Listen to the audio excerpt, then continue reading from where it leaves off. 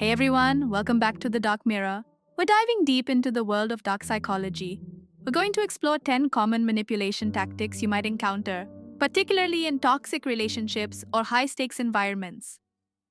If you've ever wondered why some people can make you feel crazy or manipulate situations in subtle ways, stay tuned. These tactics are powerful, but with the right knowledge, you can fight back and take control of your own reality. Let's get started. First up, we have gaslighting. This is one of the most insidious tactics out there. It's when someone distorts your sense of reality, making you doubt yourself. You might hear things like, that didn't happen, or you imagined it, or even, are you crazy? These are all attempts to manipulate and make you question your own memory and perceptions. Gaslighting can slowly erode your confidence and, in the worst cases, leave you unsure of your own truth. So, how do you fight back? Simple.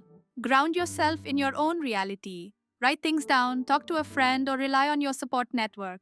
The more you affirm your own experience, the harder it will be for gaslighters to manipulate you. Let me explain it with an example. Imagine you're having a conversation with your partner about something that happened a few days ago. You remember clearly that they made a promise to help with a household chore, but when the time came, they ignored it, leaving you to do it yourself. You bring this up saying, hey, remember you promised to help me with the dishes last night? Your partner responds, that didn't happen. I never promised you that. You're just imagining things. You insist, no, I distinctly remember you saying you'd help. They reply, you're crazy. I never said that. I don't know why you keep making things up. In this situation, your partner is gaslighting you by making you doubt your own memory and reality. The goal is to make you question whether you're remembering things correctly, eroding your confidence in your own perceptions, and causing you to feel unsure or confused. The more they deny what happened, the harder it becomes for you to trust yourself, allowing them to maintain control of the situation. Next, we have projection. This is when someone, especially a toxic person, blames their negative traits or behaviors on you. Ever had someone accuse you of being selfish when they're the one who's actually being self centered? That's projection at play. Let's say you're working with a colleague who is frequently late to meetings and often misses deadlines. One day, they approach you and say, I can't believe how irresponsible you've been lately. You're always late and you're making the team look bad.